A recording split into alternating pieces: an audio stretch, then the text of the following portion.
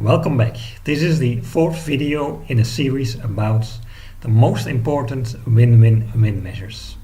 So in the three previous videos I told about veganism, avoiding animal products, family planning, avoiding unwanted pregnancies, and a green tax shift combined with a basic income. The tax shift that finances a basic income. And these are three measures that have multiple benefits. For example, veganism has benefits for the animals, the environment, and public health. Family planning has benefits for women, for the environment, for public health. Green tax shift has benefits for the workers, for the environment, and for economic welfare. Now, in this final episode of this series, I want to explain a bit more about what we can do as an individual, our duties and opportunities to improve those three measures. So looking at veganism, let's start with the duty. The duty is in order to respect animal rights, avoid animal rights violations. We have a duty to eat vegan, to have to consume vegan products, to avoid animal products.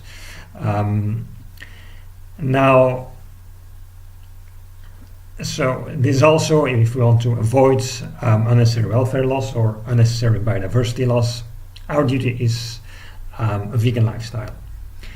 Now, next to our duty, we have also a very interesting opportunity. Basically, we can support effective vegan advocacy organizations by donating money. So if you want to know about the most effective animal charities, there is an organization called Effective Animal Charity Evaluators, it's called. Animal Charity Evaluators, they yearly evaluate the most effective organizations that you can support. Organizations that are focusing on vegan outreach, for example, they do the most good for the animals. And supporting these organizations can save a lot of animals. Some rough estimates that a donation of €1,000 to the most cost-effective animal charity can save more than 10,000 animals. Next, look at family planning. So what is our duty when it comes to family planning? Well, abstain from unsafe or coerced sex. In order to avoid women's rights violations and unwanted pregnancies, that's obvious. We have a duty for safe sex. Now, there's also a very interesting opportunity. We can donate money to effective family planning charities. Here I think about, for example, Mary Stopes International. You can donate money to that organization, or the International Planned Parenthood Federation. So these are organizations that they distribute contraceptives in the poor countries to help women avoiding unwanted pregnancies. Third, we come to the idea of a green tax shift with a basic income. What is our duty in this case? Well, actually we have to save resources, reduce our consumption of resources, food, energy and water, and donate the saved money, basically for an average European person, minimum €700, donated to effective organizations such as Give Directly, giving an unconditional basic income to the poorest people. I will come back in a minute why this is our duty, but let's first look at also interesting opportunities. So I think that is not specifically a duty that is above or beyond our duty, but it can do a lot of good. And that idea is to promote a green tax shift by political lobbying and supporting organizations that promote for this green tax shift. Organizations such as the Center for the Advancement of the Steady State Economy. Another organization is the Carbon Tax Center. So they lobby for an efficient carbon tax. Another organization is the International Union for Land Value Taxation. So I spoke about in the second video about a taxation on land value. Land value is a specific kind of economic rent, a very important one. So what we can do is save more on resources and donate extra money to those effective charities. Now let's look at, again, our duty. In this case, for the green tax shifts, our current economic system is not a system where this green tax shift is implemented, where there's a universal basic income. So we don't have an economic system where this measure is applied. But as an individual, we can basically do a similar thing. So why do we have a duty to save resources and save money to, for example, an organization like Give Directly? So ideally, we would have an international system of green taxation, taxing use of natural resources and emission of pollutants. That finances a universal unconditional basic income. Now, this system is necessary to respect everyone's equal rights to natural resources. However, as long as such a system is not in place, voluntary measures, individual duties, are necessary. So let's take an example of the use of a natural resource, the Earth's capacity to assimilate CO2 and other greenhouse gases. So everyone has an equal right to this finite capacity that the Earth provides us.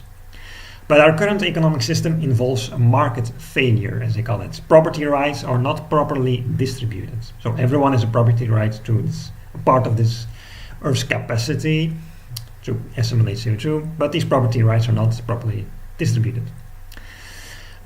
This property right is the Earth's atmosphere and assimilation capacity, and it corresponds with an emission permit, the right to emit an amount of greenhouse gases.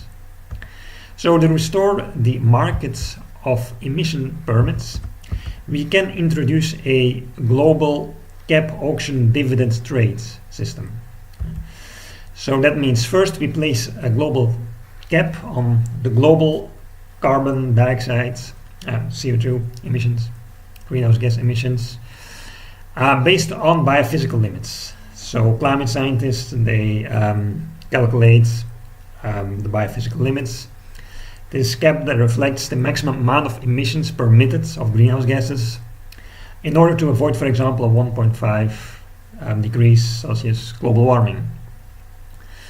And then an international governmental body auctions emission permits. So the rights to emit a ton of CO2, for example. Those revenues from this auction can be distributed as a global dividend, a universal basic income to all citizens in the world. Under this cap auction dividend system, the revenues of the auctions do not go to governments or private companies, but to citizens in the form of dividends, distributed equally among everyone. And finally, the fourth step, people buying emission permits can also trade those permits, so you can buy and sell them. To allow for an efficient carbon market.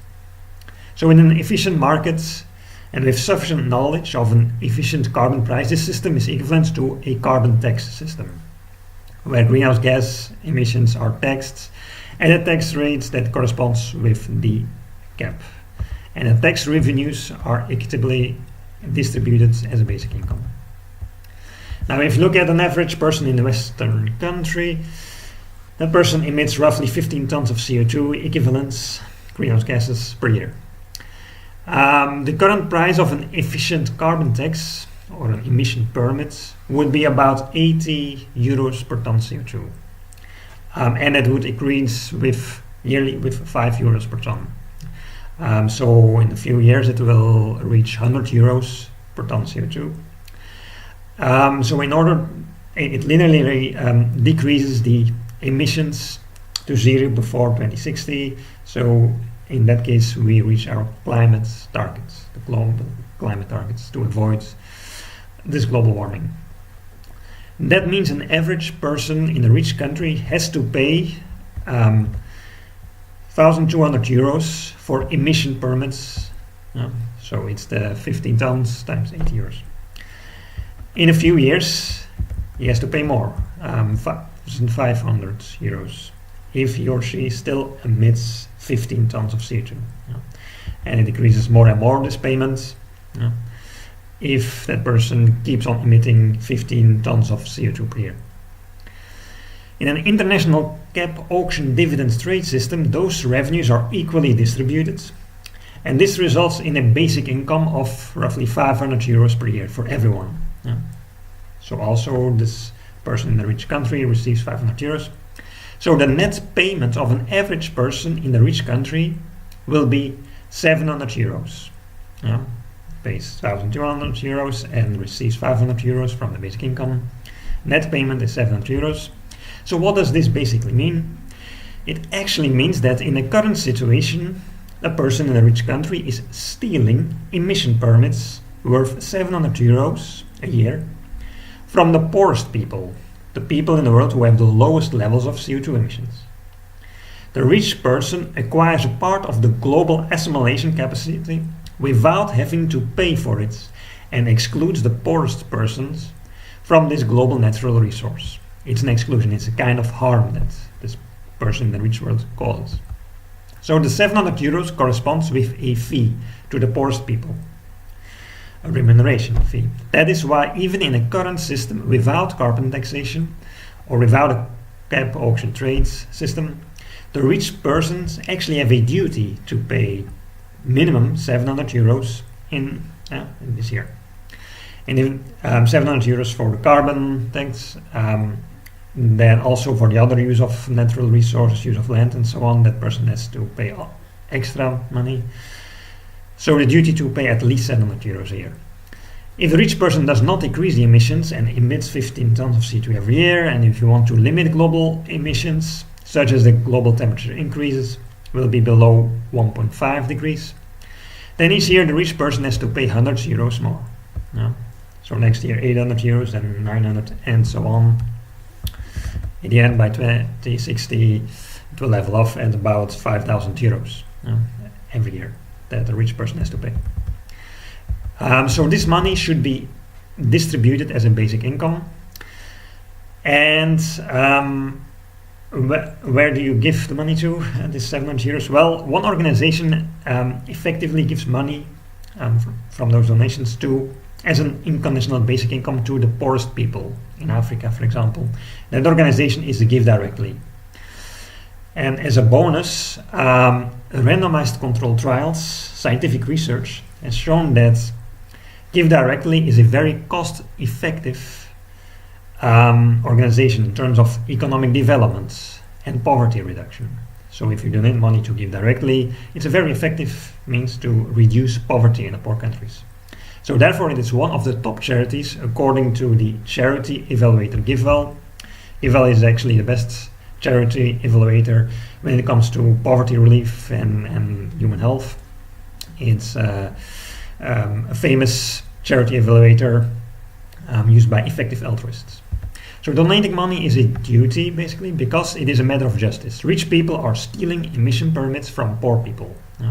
That's actually what happens. Rich people exclude poor people from the Earth's supply of natural resources without paying compensation for this exclusive ownership that one acquires. The donation is a remuneration for this involuntary exclusion of the poor people. The 700 euros corresponds with only the carbon emissions. We also use other resources, fuels, minerals, land, excluding the poorest people to their rights of usage, without paying the poorest people a remuneration fee. So in reality, a rich person has to pay much more than 700 euros.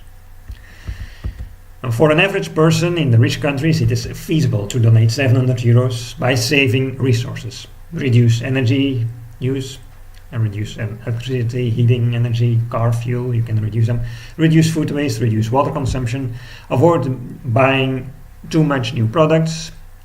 For example, you can buy more second-hand products, repair goods, borrow products. And these measures at home, for example, reduce your electricity consumption at home, efficient lighting and so on. These measures can save a lot of money and reduces your own carbon footprint. So the average economic carbon intensity in the Western country, in Europe, for example, is about 1 kilogram of CO2 per euro. That means that if a household buys a product or a service worth 1,000 euros, so pays 1,000 euros to something, that household's carbon footprint increases on average with 1 ton of CO2. Conversely, if you save 700 euros, if you reduce your consumption with 700 euros, it saves on average 0.7 tons of CO2. Now, if you save on carbon-intensive products, energy, fuels, electricity, or foods, especially animal products, if you reduce your consumption of those fuels, fossil fuels and animal products, well, their carbon intensity is much higher than 1 kilogram of CO2. So if you reduce, if you save 700 euros on fossil fuels or animal products, that will result in emissions larger than 1 ton of CO2.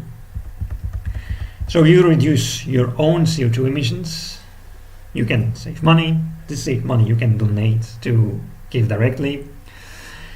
And by donating this money, you avoid a rebound effect. That's a famous problem in environmental policy, rebound effect. It means that if you reduce your resource consumption, you save money, and you have money left, what can you do with the money? Yeah, well, you can spend it on other commodities, air travel, and polluting things. So if you apply energy saving measures at home, you save money and you go on extra holiday and air travel, airplanes pollute a lot. That's a rebound effect. Now, instead of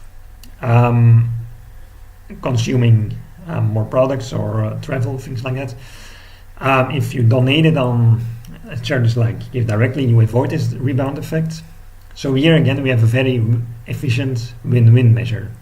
Decrease your own carbon footprint of rich persons, and increase the economic welfare of the poor persons in poor countries, avoiding the rebound effect. So you can save resources to save lives. And that finishes this fourth and final video about the most important win-win-win measures. So with all the three measures, we have a duty to eat vegan, a duty for safe sex, and a duty to donate more than 700 euros on average for people in Western countries to an organization like Give Directly. And next, we have opportunities to donate to the most efficient, effective charities. You can look at the organizations proposed by GiveWell in terms of human health, or Animal Charity Evaluators if you want to promote veganism. Okay, thank you for watching.